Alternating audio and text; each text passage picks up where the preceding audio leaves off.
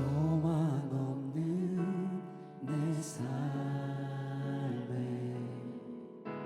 새 생명 허락하신 날 향한 주님의 은혜, 놀라운 주님의 사랑,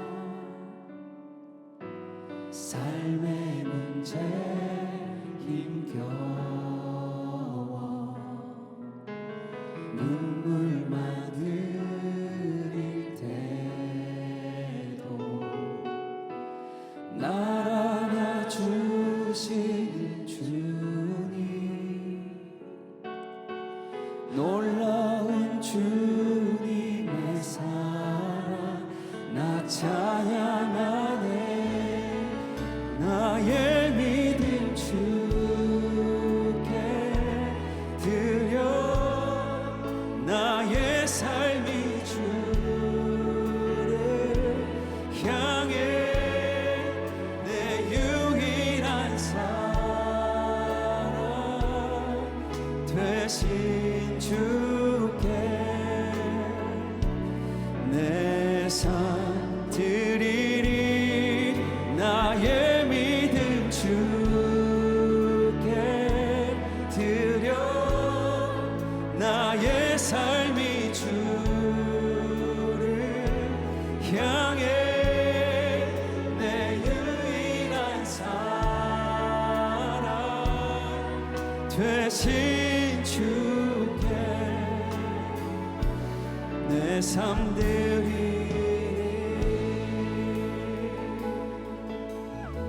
소망 없는 내 삶에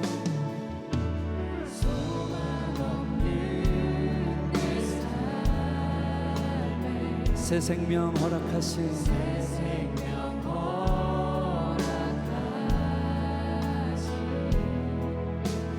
날 향한 주님의 은혜, 놀라운 주님의 사랑, 삶의 문제 힘겨워 삶의 문제 힘겨워 눈물만 흘릴 때 주님 나를 안아주십니다.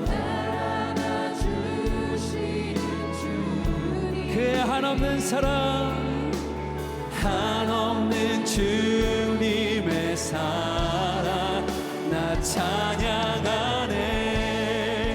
나의 믿음 주께 드려 나의 삶이 주를 향해 내 유일한 사랑 되신 주께 내 삶 드리리. 나의 믿음 주께 드려 나의 삶이 주를 향해 내 유일한 사랑.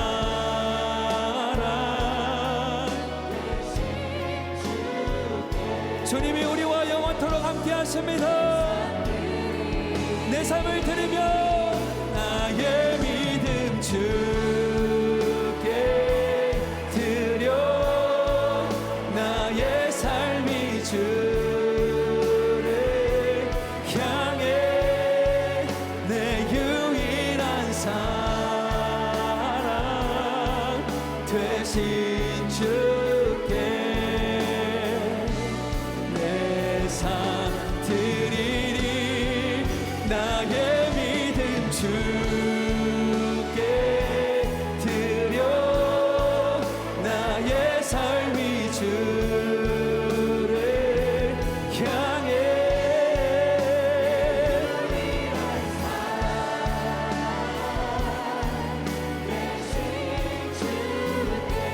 우리 믿음의 두 손을 들어서 우리의 믿음의 고백을 드립시다. 나의 믿음 주께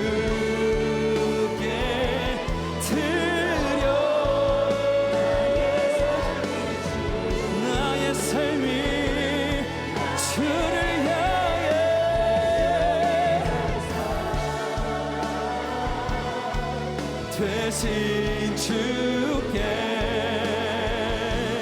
내 삶 드리니. 주님, 내가 드릴 건 없지만 나의 믿음을 드립니다.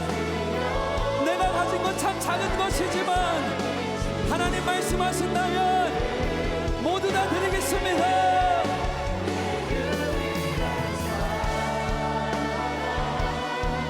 되신 주께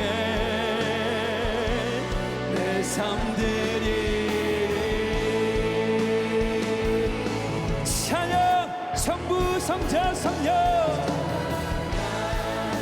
성부 성자 성령, 성삼위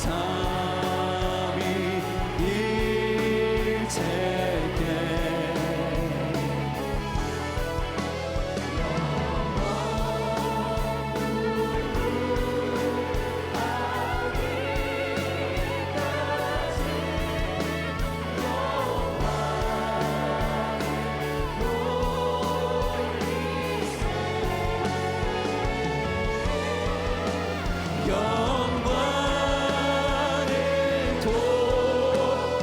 찬송과 영광을 받으소서.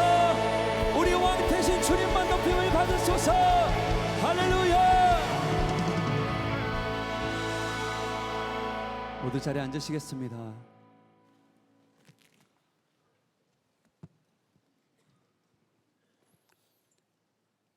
꺼져가는 촛불도 끄지 않으시고 상한 갈대도 꺾지 않으시는 사랑의 하나님 아버지, 저희를 주님의 보혈로 구원하여 주시고 하나님의 자녀 삼아 예수님 안에서 한 몸 이룬 선교적 공동체로 예배하게 하시니 감사합니다.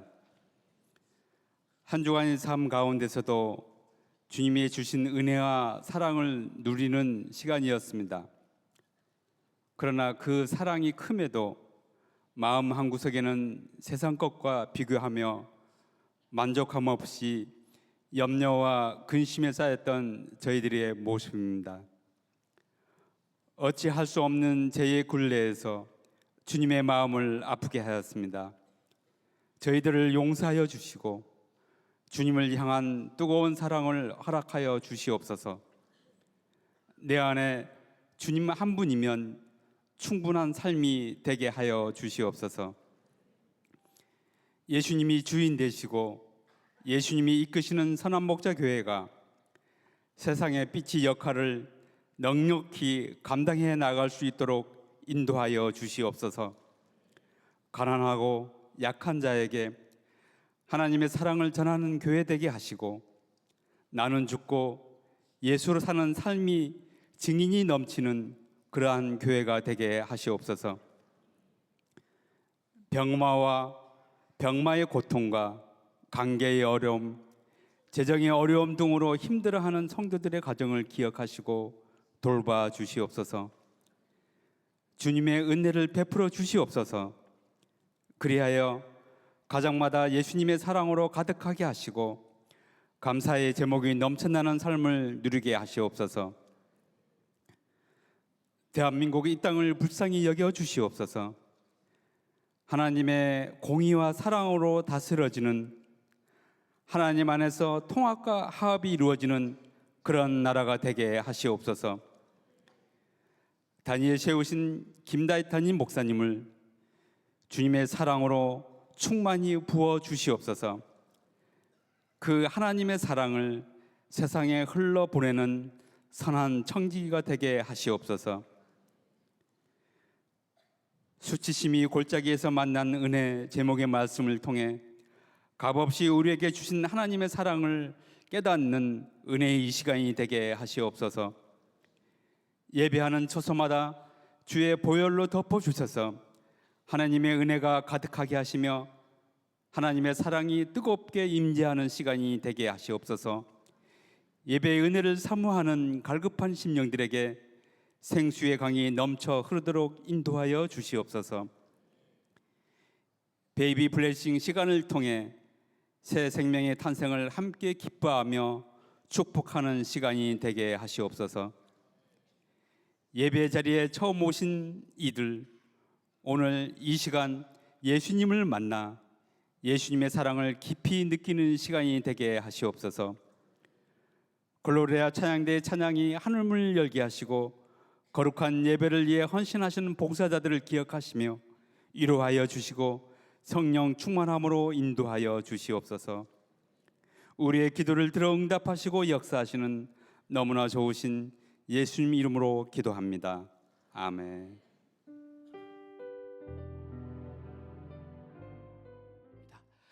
이 시간 다 함께 하나님을 경외하는 마음으로 자리에서 일어서시겠습니다. 오늘 우리에게 주시는 말씀은 사무엘하 9장 1에서 13절 말씀입니다. 봉독은 1에서 8절만 하도록 하겠습니다. 하루는 다윗이 물었다. 사울의 집안에 살아남은 사람이 있느냐?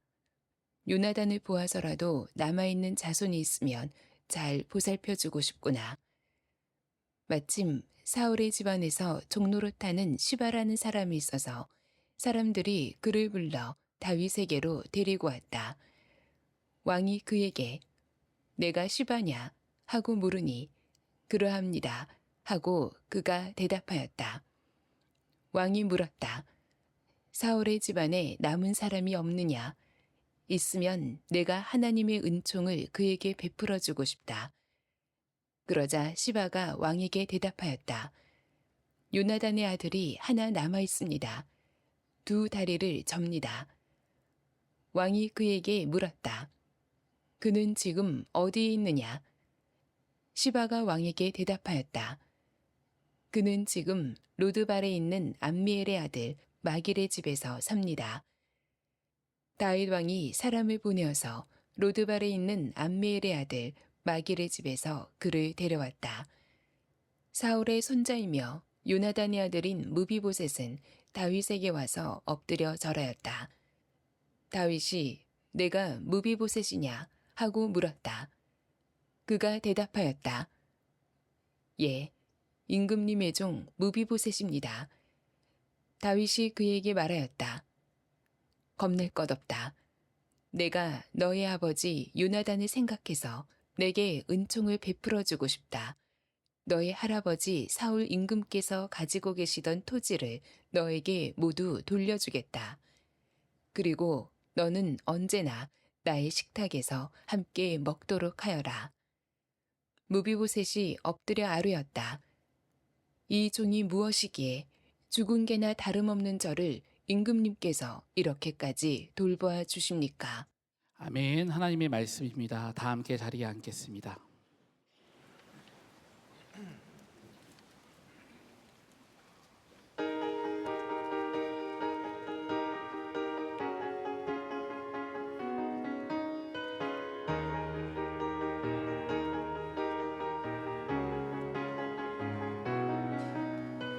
우리는 빛의 자녀, 천국의 자녀라. 어두운 이 세상 주의 빛 비추자. 은혜 받아 믿음으로 주님을 따르니 우리는 빛의 자녀. 우리는 빛의 자녀. 우리는 빛의 자녀.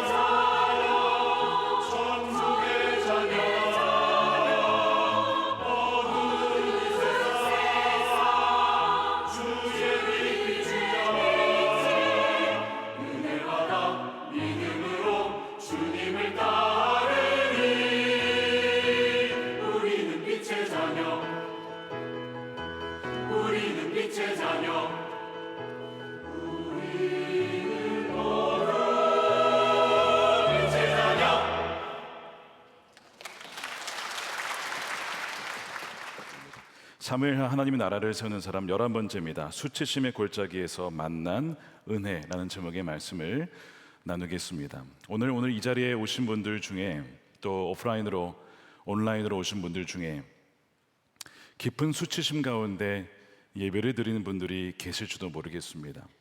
그래서 이렇게 나오질 못하고 혼자 어딘가에서 몰래 예배를 드리시는 분들이 계실 수 있습니다. 저도 짧지만 목회 사역자를 구하지 못했을 때 한 그 5, 6개월의 그 기간이 참으로 남자로서 수치스러운, 좀 견디기 어려운 시기였습니다. 무능력해 보이고 하나님께서 나를 버리셨나라는 생각도 들고 여러 가지 생각이 들었던 때가 있었습니다. 아마 지금 여러분들 중에 이보다 비교할 수 없는 정말 깊은 어둠 속에 나는 정말 자격이 없구나, 나는 충분하지 않구나, 나는 뭔가 잘못되었구나 라고 생각하시면서 가치 없다라고 느끼는 그런 수치심을 느끼는 분들이 분명히 계시리라 싶어요. 이 수치심은 우리의 영혼을 갉아먹습니다. 그리고 때로는 삶의 의욕마저 꺾어서 나중에는 스스로 삶을 끊으려고 하는 그런 위험한 지경에까지 몰고 갈 수 있는 것이 바로 이 수치심이라고 하는 감정입니다. 만일 여러분들 중에 그런 감정을 지금 느끼며 갖고 있으며 예배하신 분들이 계시다면 바로 오늘 말씀이 여러분들에게 주시는 말씀입니다. 왜냐하면 오늘 본문에 나오는 무비보셋의 인생이 그러했기 때문에 그렇습니다. 이 무비보셋은 태어날 때부터 인생의 짙은 그림자가 드리워진 상태에서 태어났습니다. 무비보셋의 할아버지가 바로 초대 이스라엘의 왕 사울이죠. 그러나 사울 왕은 전쟁터에서 죽고 사실상 하나님의 말씀을 버림으로써 그렇게 버림받게 되어지는 참 안타까운 인생을 살게 됩니다. 몰락한 왕가의 후손으로 태어난 거예요. 만일 그렇지 않았더라면 왕가의 후손은 명예로운 일인데 몰락한 왕가의 후손으로 태어났기 때문에 명예가 아니고 아주 무거운 멍에를 지고 살게 된 것이죠. 새로운 왕조가 들어서면 보통 그 전에 있었던 왕가의 자손들을 다 학살하고 전멸시키는 그런 전통이 있었습니다. 그러다 보니 이 무비보셋은 내가 언제 죽임을 당할지 몰라 그런 두려움 속에 살아야 했습니다. 설상가상으로 그는 육체의 장애까지 안고 있었어요. 사무엘하 4장에 보면 사울과 그의 아들 요나단, 무비보셋의 아버지죠, 전쟁터에서 죽었을 때에 그 소식을 들었던 유모가 급히 도망을 가면서 이 무비보셋, 어린 무비보셋을 떨어뜨립니다. 그리고 그때 그 다치게 되므로 두 다리를 절게 되며 장애를 안고 살아가게 되죠. 자신이 잘못한 게 아니었어요. 누군가의 잘못으로 장애를 안고 수치심을 가지고 살아가게 된 인생이 무비보셋입니다. 내가 잘 못해서 갖게 된 수치심도 문제지만 다른 누군가의 문제로 말미암아 그것이 나에게 전가가 되어지는 수치심, 예를 들어 부모의 부채가 자녀에게 전가가 되어지고 그대로 자녀들이 그것을 갚아야 되는 그런 상황 속에 놓여 있는 자녀들이 있죠. 그래서 한국에 살아가지 못하고 외국에서 돌아다니며 숨어 지내야 하는 그런 분들도 있습니다. 이 무비보셋은 어쨌든 자기의 문제가 아님에도 불구하고 장애가 생겼기 때문에 당시만 해도 이 장애와 어떤 이 몸에 아픈 부분이 있다면 사람들은 그것이 하나님의 저주가 아니냐 이렇게 생각했어요. 심지어 예수님의 제자들도 어떤 장애인을 보면서 저것이 저의 죄 때문입니까? 부모의 죄 때문입니까? 이렇게 얘기를 했잖아요. 예수님 뭐라고 하셨습니까? 누구의 죄 때문이도 아니다 라고 말씀하셨지만 많은 사람들이 그 장애를 아는 것을 그렇게 생각하곤 했습니다. 그렇게 어두운 가운데 살아가는 것이 이 무비보셋의 인생이었어요. 게다가 이 이름에, 무비보셋이라는 이름에는 수치라고 하는 의미가 담겨 있는 이름이기도 합니다. 그의 아픈 삶을 더한 이름이죠. 그가 살던 곳은 어디냐면 성경에 보니까 로드발이라고 되어 있습니다. 화려한 왕궁 아니고요, 로드발은 목초지가 없다라는 의미가 있어요. 무일푼, 가진 돈이 없다라는 의미를 가진 로드바레라고 하는 그 지역에 누군가의 집에 또 얹혀 사는 마길이라고 하는 사람의 집에서 얹혀 숨어 살고 있었습니다. 그는 아무것도 할 수 없었고 세상의 눈을 피해 그렇게 조용히 살았습니다. 수치심은 누군가로 하여금 숨게 만들죠. 세상이 나를 조롱하니까. 그래서 세상의 시선을 피해서 숨어 살게 만듭니다. 심지어는 이것이 심해지면 사람들만이 아니라 하나님으로부터도 숨고 싶어하는, 이것이 정말 수치심의 영향력이에요. 어쩌면 지금 이 중에도 이런 무비보셋과 비슷한 형편의 사회적 편견과 예기치 못한 이 불행의 멍에를 지고 깊은 수치심에서 사는 분들이 계실 거예요. 최근에 통계를 보면 우울증 진단을 받은 환자들이 굉장히 급증하고 있어요. 그 중에서도 30-40% 되는 그 급증률이 늘어나고 있는데, 그 중에서도 이 청년 세대가 거의 절반입니다. 젊은 세대들이 우울증과 공황장애로 많은 고통을 당하고 있어요. 왜 그런가 보면 얼어붙은 노동시장과 고용의 불안정성, 높은 주거비용, 평생을 돈을 벌어도 집을 살 수가 없습니다. 너무 비싸니까요. 심각한 양극화 현상, 부모의 귀속지위에 따른 기회 불평등, 이런 요인들이 타인과의 비교를 통해 상대적인 박탈감을 느끼는 거죠. 그리고 수치를 느끼며 이것이 심해지면 스스로 목숨을 끊으려 하는 거예요. 목회를 하다 보면 그런 긴급 기도를 받을 때가 있습니다. 저의 자녀가, 아는 친구의 자녀가 지금 목숨을 끊으려 합니다. 기도해 주세요. 그러니까 여러분, 이 로드발에 정말 고립되어 외롭게 수치심 가운데 살아가는 이 무비보셋의 이야기는 먼 옛날의 이야기가 아니에요. 우리 오늘날 현대를 살아가는 현대인들의 모습인 것이죠. 사실 이 무비보셋의 인생에 반전이 있을 수 있을까요? 여러분, 반전이라는 것은 잘 일어나지 않죠.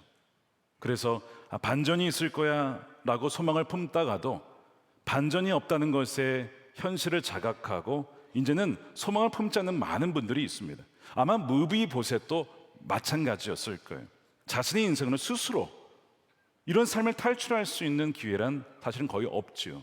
그런데 그의 인생에 반전이 일어납니다. 어디서 그것이 일어나냐면 다윗의 마음속에서 먼저 그것이 시작이 되었어요.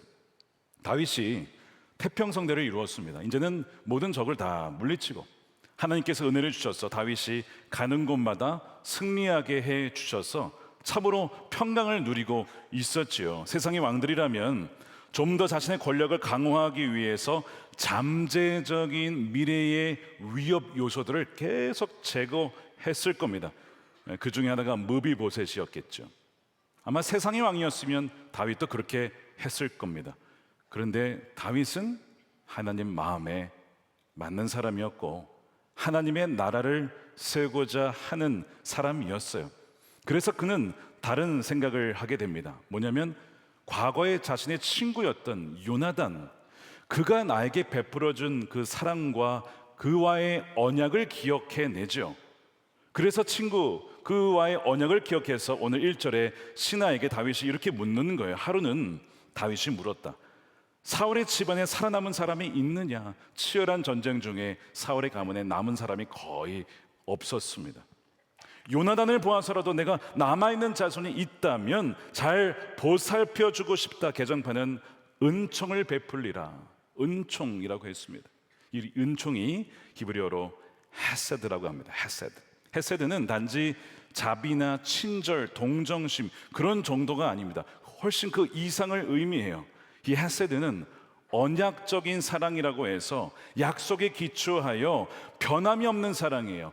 조건과 환경이 변하면 보통 사랑과 이런 은혜가 바뀌거든요. 근데 그 상황과 조건에 상관이 없이 변함없는 사랑이 바로 헤세드입니다. 다윗의 마음을 움직인 것은 어떤 이 무비보셋을 살려내므로 정치적인 유익을 얻으려 한 것이 전혀 아니었다는 거예요. 그죠? 요나단과의 언약을 기억했기 때문에 그렇습니다.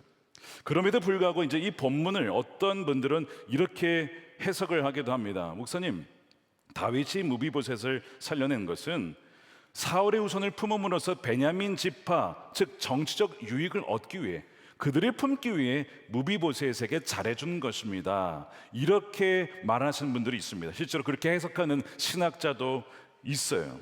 여러분, 틀린 말은 아닙니다. 그런 유익도 물론 있겠죠. 근데 여러분, 정반대이기도 합니다. 무비보셋을 살려둔다는 것은 사실상 정치적으로는 굉장한 위험과 리스크를 안게 되는 거예요.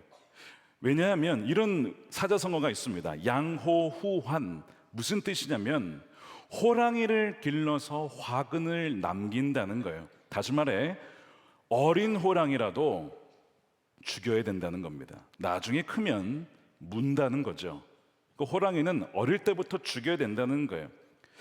무비보셋은 장애인이긴 했지만, 그러나 어쨌든 그가 그를 중심으로 사울의 세력들이 모일 수 있고 집결할 수 있다는 점에서 호랑이라고, 다친 호랑이라고 볼 수도 있는 것이죠. 이거 위험한 인물인 것은 사실이에요.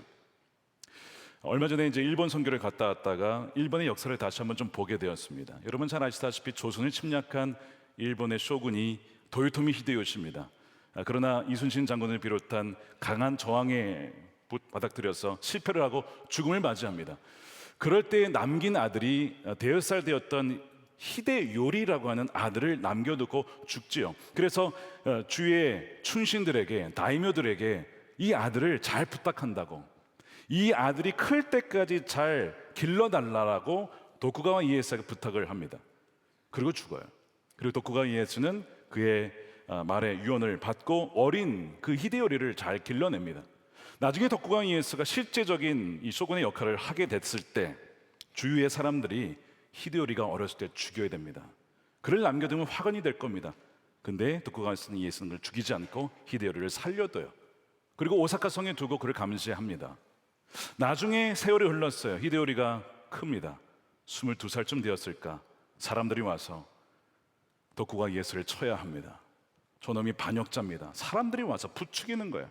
이제는 당신이 컸으니 이제는 아버지의 원한을 갚아야 됩니다. 이런 식으로 부추기니까 처음에는 그럴 마음이 없었는데 주위에서 하도 부추기니 도쿠가와 이에스에게 반역을 하게 됩니다. 그리고 이제 전쟁을 벌이는데 그냥 죽고 말죠. 그렇게 하지 않았으면 사는 건데, 어쨌든 이 이야기는 무엇이냐면 이렇게 화근이 될 수 있다는 거예요. 그래서 이 정적을 다 남김없이 죽인 것이 인간의 역사예요. 여러분, 성경에도 예후라는 왕이 자신이 왕이 되었을 때 그 전에 왕들을 다 죽입니다. 그런 일들이 성경에도 나와 있어요. 그러니까 다윗이 무비보셋을 살려주는 것은 절대로 정치적인 유익이 아니었어요. 오히려 손해가 되는 일이었어요. 다만 요나단과의 약속을 지키기 위해 그를 부른 것이죠. 어떤 은혜를 다윗이 받았습니까? 여러분 기억나십니까? 요나단이 사울의 아들로서 왕위를 이어받을 수 있는 사람이었습니다. 근데 자기가 딱 보니까 하나님이 다윗에게 기름을 부었어요. 하나님이 다윗을 선택하셨어요. 그가 하나님 마음에 맞는 사람이에요.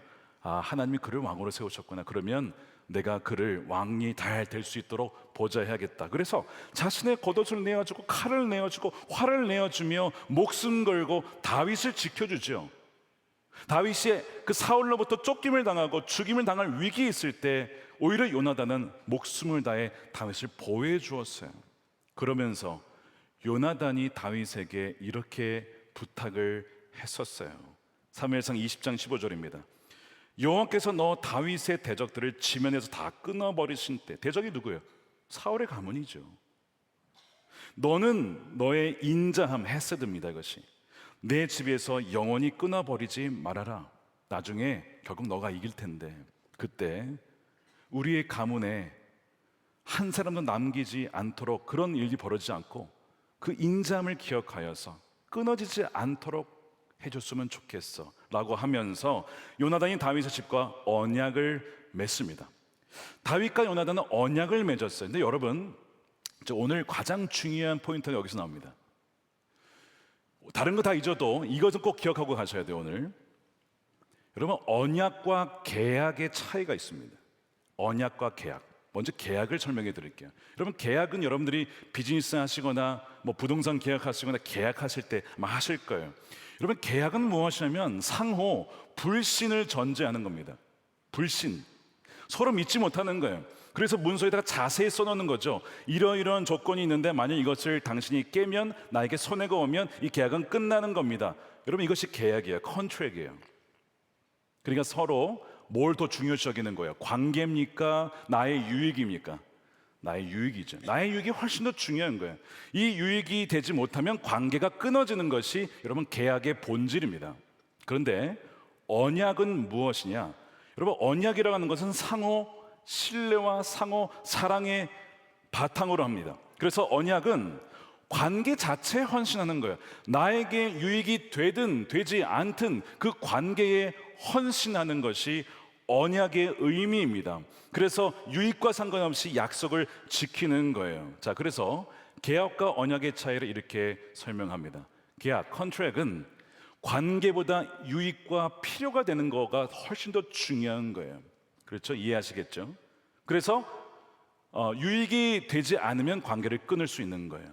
그런데 언약, 커버넌트는 무엇이냐면 유익이 될 수도 있어요. 그런데 유익이 되지 않아도 관계가 훨씬 더 중요하기에 관계에 헌신하는 것이 언약입니다. 자, 그러면 이거를 이해하셨으면 제가 질문을 해드릴게요. 하나님과 우리의 관계는 계약입니까? 언약입니까? 진짜 언약이라고 믿으세요? 언약이죠. 하나님이 우리가 그분께 뭔가 유익이 되어서 이익이 되어서 우리를 부르시고 우리를 구원하시는 것이 아니었어요. 그저 우리를 사랑하시기에 있는 존재 그대로 우리를 지으셨기 때문에 관계에 헌신하는 것입니다. 이익이 되든 되지 않든. 여러분 그것이 언약 관계예요. 만일 계약 관계라면 이런 겁니다. 너 하는 거 봐서 내가 구원해 줄게. 너 하는 거 봐서, 너 순종하는 거 봐서, 너 헌신하는 거 봐서, 너 봉사하는 거 봐서 내가 해줄게. 여러분 이것은 계약 관계예요. 하나님과 우리 관계는 계약 관계가 아닌데 우리가 그것을 바꾸려고 할 때가 있어요. 하나님, 제가 이러이러한 거 할 테니까 이렇게 해주세요. 이게 무슨 관계예요? 계약 관계잖아요. 왜 하나님과의 언약 관계를 계약 관계로 절상시키려고 합니까? 그렇게 꺾으려고 합니까? 낮추려고 합니까? 우리가 그럴 때가 얼마나 많은지. 구원이라고 하는 것은 계약이 아니라 언약에 기반하는 거예요. 하나님께서 우리에게 주신 선물에 기반한 것이고 은혜에 기반하는 것입니다. 두 번째 질문입니다. 그렇다면 부부의 관계는 계약입니까? 언약입니까? 답을 다 아실 거예요. 부부관계. 부부관계도 언약 관계입니다. 하나님과의 관계에 기초하여 가정을 만드신 분이 하나님이시거든요. 그래서 남편과 아내가 서로 사랑하지만 그런 조건, 즉 사랑하지 않는 조건과 환경과 형편 속에서도 내게 유익이 되지 않아도 남편과 아내를 사랑하는 관계가 부부 관계라고 하는 것이죠. 그래서 부부 서약을 할 때에 이렇게 하잖아요. 하나님의 명령을 따라 이제부터 평생토록. 언제토록? 1년? 2년? 평생토록. 일적이 아닙니다. 그 다음에 괴로우나 즐거우나. 만일 즐거울 때만 헌신하면 무슨 관계예요? 계약 관계가 되는 겁니다. 그런데 괴로울 때에도 헌신하는 것이 언약 관계예요. 가난하거나 부하거나 부유할 때, 잘 될 때, 성공할 때에만 부부 관계가 좋다. 근데 그렇지 못하면 가난할 때 관계가 멀어진다. 무슨 관계가 되는 겁니까? 계약 관계가 되는 거죠. 여러분들의 부부 관계는 계약 관계입니까? 언약 관계입니까? 그 다음 이어집니다. 병들거나 건강하거나. 건강할 때만 헌신하면 그것은 계약 관계입니다. 당신이 건강한 조건으로 나는 같이 사는 거야. 당신이 아프면 나는 헤어질 거야. 이혼할 거야. 여러분 이것은 계약 관계입니다. 근데 부부는 언약 관계이기 때문에 남편이나 아내가 병들었을 때, 나이가 들어서 제대로 걸을 수 없을 때, 음식을 먹을 수 없을 때, 제대로 배변 활동을 할 수 없을 때, 그때가 오지요. 그때에도 언약 관계는 끝까지 상대방을 지켜주고 옆에서 사랑해 주는 거예요. 그것이 하나님께서 우리에게 하신 사랑이기에, 그것이 헤세드 사랑이기에 그렇게 사랑하는 거죠. 어떤 환경 중에서라도 좋은 환경만이 아니고 그렇지 못한 정말 최악의 상황 속에서도 당신이 있기에 나는 이 어려움을 이겨나갈 수 있어요. 여러분, 이것이 부부 관계라고 하는 거예요. 그래서 젊은 남녀 간의 사랑도 참 뜨겁고 참 귀하지만 여러분, 종종 80세, 90세 지그시 나이 드신 어르신 두 분이 손을 꼭 잡고 걸어가는 모습을 볼 때 감동이 되지 않습니까? 왜 그것이 감동이 돼요? 사랑할 만한 조건들이 다 사라져도, 젊었을 때 멋있고 예쁘고 백옥 같은 피부가 사라지고 주름이 늘어나고 흰머리에 이제는 매력을 느낄 만한 그 어떤 조건이 다 사라졌지만 당신이 나에게 맺어주신, 짝져주신 나의 평생의 영혼의 반려자야 라고 손을 꼭 붙잡고 가는 그 모습이 계약이 아니라 언약 관계에 헌신한 것이기에 우리는 감동을 받는 것입니다. 물론 그 손이 넘어질까 봐 잡아주는 거긴 하지만 그러나 그것도 사랑이죠. 잠언 5장 18절에 이런 말씀이 있어요. 내가 젊어서 취한 아내를 즐거워하라. 젊어서 취한 아내를 즐거워해라. 젊어서 들어와서 결혼해서 남편과 자녀를 위해서 헌신하며 자신의 젊은 시절을 다 보낸 그 아내, 나이 들었다고, 늙었다고, 병들었다고 버리지 말라는 거예요. 그랬다고 젊은 여자 취하지 말라는 거예요. 하나님 우리에게 그렇게 하지 않으시기에, 너가 순종하지 않으니, 너가 불순종하니 내가 너를 그렇게 하지 않고 끝까지 우리를 사랑하시기에 너도 남편을, 아내를 이렇게 사랑하는 거예요. 남편이 거실남이 되어도, 삼식이가 되어도, 그래도 가장으로서 가정을 위해 평생을 헌신한 너희 남편을 나 몰라라 하지 말아라. 이게 잠언의 말씀이죠. 최근 종영한 폭삭 소가수다 보셨습니까? 저는 다 보진 못했지만 왜 그 드라마를 보며 많은 사람들의 심금이 울린 줄 여러분 아십니까? 쉽게 얘기하면 이겁니다. 세상의 수많은 계약관계 속에 살다가 언약이 무엇인지를 보여주었기 때문에 그렇습니다. 언약 때문에 아내를, 남편을, 자녀를 나의 이익과 유익을 따지지 않고 희생해서라도 모든 것을 쏟아붓는 그 사랑이 너무나 고픈데 그 드라마를 통해 보게 되어진 눈물이 나고 감동이 되는 것이죠. 많은 사람들이 거기 감동한다는 얘기는 그만큼 세상에서 그 헤세들 사랑을 경험하기가 어렵다는 것입니다. 근데 사실 폭삭 소가수도보다 비교할 수 없는 사랑이 우리 주님의 십자가 사랑이죠. 하늘의 모든 보좌를 버리시고 우리를 위해서 낮고 낮은 곳에서 오셔서 우리 위해 십자가를 지시고 모든 것을 다 쏟아부으시고 우리가 그렇게 반역함에도 불구하고 불순종함에도 불구하고 난 너를 포기할 수 없다, 내가 너를 사랑한다라고 하신 그 십자가의 헤세드 사랑이 가장 존귀한 사랑 아니겠습니까? 우리가 그 사랑을 누린 자들이잖아요. 그래서 이 요나단을 통해서 받은 이 사랑, 이 다윗이 받은 사랑이 바로 그 헤세드 사랑이었기에 다윗은 그것을 기억해냈어요. 내가 이 자리에까지 올 수 있었던 것은 하나님의 인도하심이면서 동시에 요나단의 그 사랑 때문이었지, 자신의 왕위를 내어준 그 요나단의 희생적인 사랑 때문이었지, 내가 그의 후손들을 챙겨주리라, 헤세드하리라, 사랑하리라, 품으리라. 그래서 이 로드발에 있었던 무비보셋을 불러온 거예요. 근데 사실 무비보셋 입장에서는 아니 갑자기 왕이 부른다고 하니 무슨 생각이 들었을까요? 아, 이제 오늘 죽는구나. 드디어 모든 이 전 왕의 후손들을 다 제거하는, 그렇지, 다윗도 그런 왕이겠지, 세상의 왕들과 몇 다를 바가 있겠어. 두려워 떨면서 그 앞에 바싹 엎드리고, 임금님, 저는 임금님의 종입니다. 저는 죽은 개와 같습니다. 여러분, 지금 무비보셋의 자기 이 정체성에 대한 표현을 한번 보세요. 죽은 개와 같다. 내가 얼마나 무가치한 존재인지, 내가 얼마나 절망 속에 살아가는지, 저는 아예 이 세상에 존재하지 않는 자와 똑같은 그런 자인데 저를 왜 불러내셨습니까? 저는 아무런 왕에게 위협이 되는 존재가 아닙니다. 불쌍하지 않습니까? 너무 안타깝지 않습니까? 다윗이 아마 이런 얘기를 들었을 때 속으로 울었을지도 몰라요. 내 사랑하는 요나단의 아들이 이런 형편이 있었는데 내가 그를 챙겨주질 못했구나, 그런 마음이 들었을 거예요. 그래서 무비보셋에게 이렇게 얘기를 하죠. 겁내지 말아라, 무서워하지 말아라. 그러면서 7절에 내가 너의 아버지 요나단으로 말미암아 요나단을 생각해서 너에게 은총 헤세드를 베풀어 주고 싶구나. 너희 할아버지 사울 이 원수거든요 원래.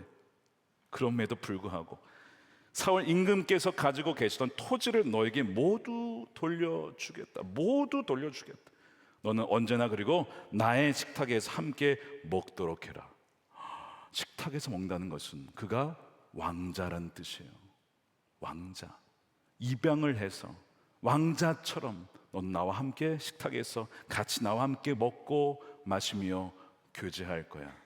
이게 뭡니까? 요한계시록에 예수님께서 문을 두드리며 문을 열어라. 그러면 내가 너와 함께 더불어 먹고 마시며 교제하리라. 하나님께서 은총을 부어주셔서 이 무비보셋에게 헤세드 사랑을 부어주시는 것이죠. 그래서 이 목초지가 없다라고 하는 로드발에서 왕의 식탁으로 온전히 변화되어지는 그 은혜를 이 무비보셋이 누리게 되는 거예요. 여러분, 이사야 61장에 이런 말씀이 있습니다. 시온에서 슬퍼하는 사람들에게, 여러분 슬퍼하는 분들이 계십니까? 근데 제 대신에 화관을 주님께서 씌워주신다는 것입니다. 7절에 너희가 받은 수치가 있느냐? 갑절에는 너희가 보상을 받을 것이다. 그 앞절에 보니까 어떻게 이런 일이 있느냐? 주의 성령이 임하시면, 주의 영이 임하시고 또한 주님께서 함께 하시니 제가 변하여 화관으로, 수치가 변하여 영광으로 바뀌게 된다는 거예요. 이 무비보셋에게 이런 은총이 부어준 건 전적으로 요나단 때문입니다. 그리고 요나단과 다윗이 맺은 언약 때문인데, 그것은 무비보셋이 태어나기 전에 있었던 언약으로 말미암아 무비보셋이 그 은총을 누리게 된 거예요. 근데 여러분, 동일하게 우리가 태어나기 훨씬 전에 맺어진 언약이 있었어요. 그게 뭡니까? 십자가의 언약이에요. 예수님께서 제자들을 불러 모아시고 이는 너희를 위하여 흘리는 내 몸이요 내 피라. 이건 너희의 죄 사함을 얻게 하려고 하는 새 뭐라고요? 언약의 피라. 그 언약을 주님께서 하셨어요. 무슨 얘기냐? 나는 나의 피를 흘려서 너희를 구원하여 왔기 때문에 절대로 너희를 포기하지 않겠다. 너희를 버리지 않겠다. 포기할 수 없다. 그와 같이 버려둘 수 없다라고 확증하신 거예요. 여러분, 삶의 어떠한 형편에 있든지 어려운 중에 있든지 여러분 꼭 기억하십시오. 새 언약의 피 예수 그리스도의 보혈로 말미암아 여러분들은 사랑받는 존재며, 여러분은 주님께서 기뻐하는 존재이며, 여러분들은 죽기까지 주님께서 사랑하신 너무나 존귀한 하나님의 자녀라는 사실입니다. 그렇게 품어주신 거예요. 그래서 디도서 3장 6절 보십시오. 이렇게 되어 있습니다. 우리 구주 예수 그리스도로 말미암아 우리에게 성령을 풍성히 부어주사 우리로 그 은혜를 힘입어 의롭다 하심을 입어서, 수치를 다 가려주시는 예수 그리스도의 정결한 그 의의 옷을 입혀주신 것이죠. 영생의 소망을 따라 상속자가 되게 하려 하심이라. 아멘입니까? 상속자가 될 수 있는 것, 하나님 나라의 상속자요 하나의 자녀가 될 수 있는 것은 오직 예수 그리스도의 은총으로 말미암은 것입니다. 그래서 누구든지 그분을 진정 믿고 자신의 죄를 고백하며 순종하며 나가는 이들에게 하나님께서는 영원한 식탁으로 초대하여 그분과 먹고 마시는 은혜를 모두에게 주신다는 것입니다. 사도 바울도 빌립보서 3장 9절에 그 안에서 발견되려 하면 내가 가진 의는 율법에서 난 것이 아니라 오직 그리스도를 믿음으로 말미암은 것이니 곧 믿음으로 하나님께로부터 난 의라라고 분명히 약속해 주셨어요. 이것이 여러분 복음입니다. 기쁜 소식이에요. 여러분들이 무엇인가 더해서 해야 되는 게 아닙니다. 하나님께서 저와 여러분들을 위해서 이미 다 행하신 거예요. 이루신 거예요. 그것을 믿음으로 취하면 그것이 우리의 인생에 부어지게 되는 것이고 임하게 되는 줄로 믿습니다. 계속 이 무비보셋의 인생에 나는 버려질 것이고 나는 자격이 없고 나는 정말 평생 이렇게 살다가 죽을 거야 라고 거짓 속삭임이 있을 때에 다윗은 그를 불러내어서 그에게 복음을 들려주었죠. 너는 용납받았고 너는 너의 아버지로 말미암아 그래서 너는 사랑받는 존재이고 너의 모든 잃어버린 토지를 다 너에게 돌려줄 거야. 복음을 들려주게 된 거예요. 그래서 여러분, 우리가 정말 하나님의 사랑받은 존재임을 믿는다면 우리도 누군가, 즉 무비보셋으로 살아가는 우리 주위의 많은 이들에게 찾아가서 그들에게 복음을 들려주고 그들을 주님의 식탁으로 데려와야 합니다. 오늘 다윗이 어떻게 했습니까? 5절에 다윗 왕이 사람을 보내어 로드발에 있는 암미엘의 아들 마길의 집에 그를 데려왔다. 사람을 보내어 또한 시바를 통하여 다윗이 함께 공동체가 이 무비보셋을 다시 회복시킨 것이죠. 여러분, 이것이 뭡니까? 이게 교회입니다.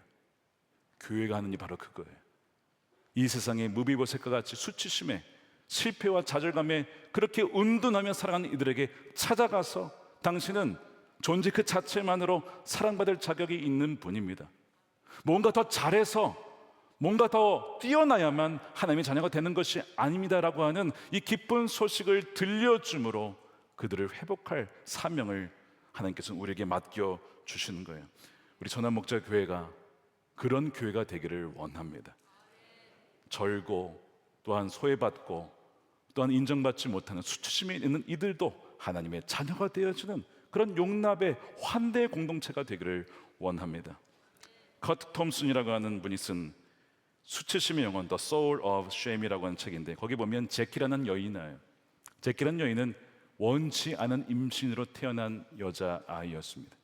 그러다 보니 늘 내내 들었던 이야기가 너는 원치 않게 태어난 자야, 태어난 인생이야, 이런 메시지를 늘 들으면서 자랐어요. 옷도 제대로 입질 못했고 심지어 가정에서 자라지 못하고 위탁 가정에 돌아가면서 이렇게 힘을 받았습니다. 여러분, 옷도 제대로 입지 못해요. 그 다음에 계속 그런 이야기를 들어요. 어린 마음에 얼마나 상처와 당혹감 그리고 수치심이 자랐겠습니까? 그러니까 걔는 계속 자기 스스로 이렇게 얘기를 하는 거예요. 나는 정말 버림받은 존재야. 나는 사랑받지 못한 존재야. 아무도 나를 사랑해주는 사람이 없어. 여러분, 혹시 이 제키와 같은 분이 계십니까? 여러분, 그것은 거짓 속삭임이에요. 마귀가 속이는 것입니다. 여러분, 절대 그렇지 않아요. 감사하게도 고등학교 때 제키의 삶이 기적처럼 따뜻한 빛이 비추는데 청소년 선교단체의 사람들을 만나게 됩니다. 거기에서 이 제키가 캐리라고 하는 리더를 만나서 그의 아픈 삶을 다 들어주고 그녀를 포기하지 않고 지켜주며 기도해주는 기도자를 만나게 돼요. 그리고 상담과 또한 그룹 치료를 받을 수 있도록 그렇게 연결을 됩니다.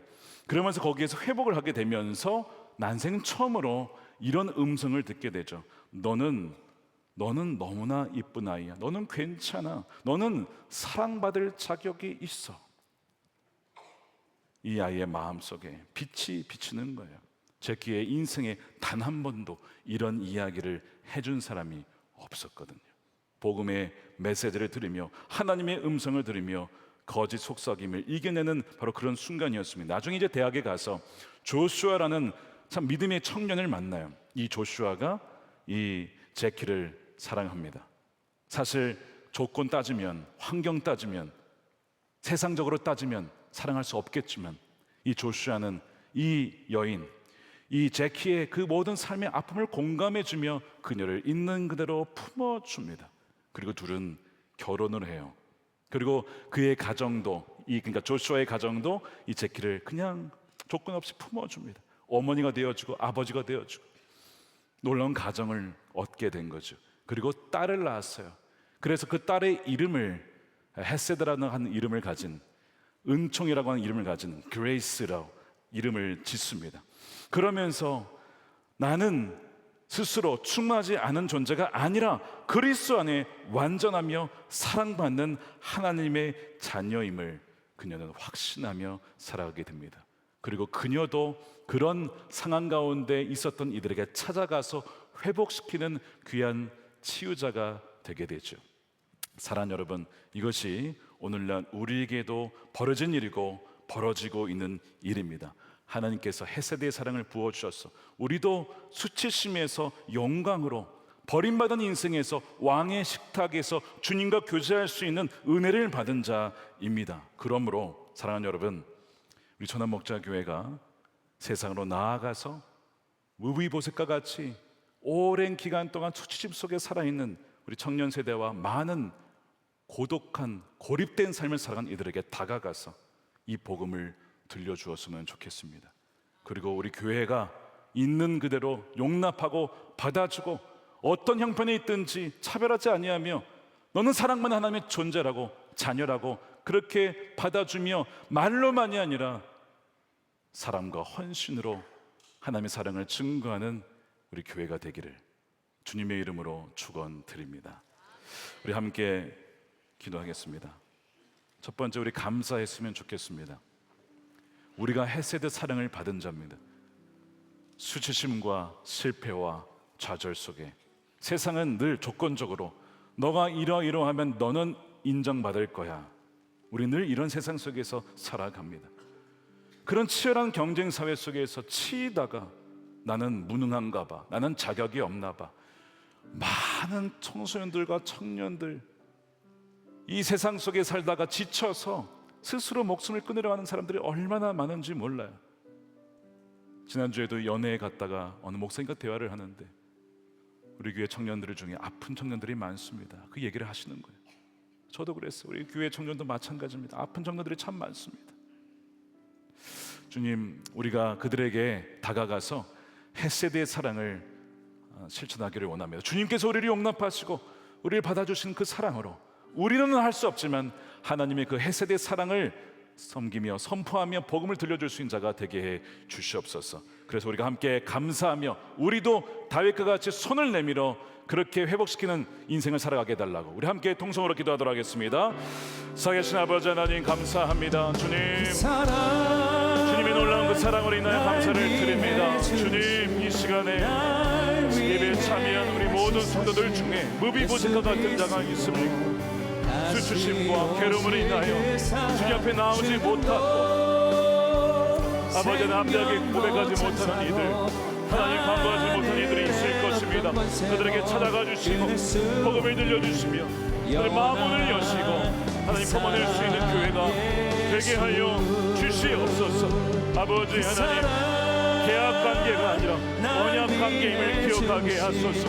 하나님의 사랑이 아직 우리가 죄인들 있을 때 우리를 위해 사랑하신 아버지 죽으신 그 사랑을 기억하며 우리도 조건 없이 베풀며 조건 없이 살아가며 헤세드의 사랑을 살아내는 삶을 살아가게 하여 주시옵소서. 주님, 불쌍히 여겨주시고 크게 여겨주시고 살아계신 아버지 하나님 감사합니다. 조건 없는 사랑, 변치 않는 사랑을 십자가에서 온전히 보여주시고 우리에게 부어주심에 감사드립니다. 이 세상에 살면서 너무나 많은 계약 관계 속에 살아갑니다. 수많은 이익과 유익을 구하며 그런 유익이 없으면 쉽사리 관계를 끊어버리는 너무나 냉혹한 현실 속에 우리가 살아갑니다. 우리도 그렇게 행할 때가 얼마나 많은지 모릅니다. 하나님께서 조건 없이 우리를 받아주셨고 우리를 사랑해 주셨고 우리를 위해 다 모든 것을 내어주셨지만 왜 우리의 부부관계는, 우리의 친구관계는 여전히 언약이 아니라 계약관계로 살아가는지 모릅니다. 주님, 우리를 불쌍히 여겨 주십시오. 깨어진 부부관계, 가정의 관계를 주여 긍휼히 여겨 주시옵소서. 하나님, 계약관계가 아니라 조건을 따지며 상황을 따지며 이익을 따지는 그런 부부관계가 아니라 주님께서 조건 없이 우리를 위해 죄인 되었을 때에 모든 것을 내어주신 그 헤세드의 사랑으로 남편을 사랑하며 아내를 사랑하며 우리 자녀를 사랑하며 우리의 친구와 우리 이웃을 사랑하는 그의 언약적인 관계의 사랑을 베푸는 자들이 되게 하여 주시옵소서.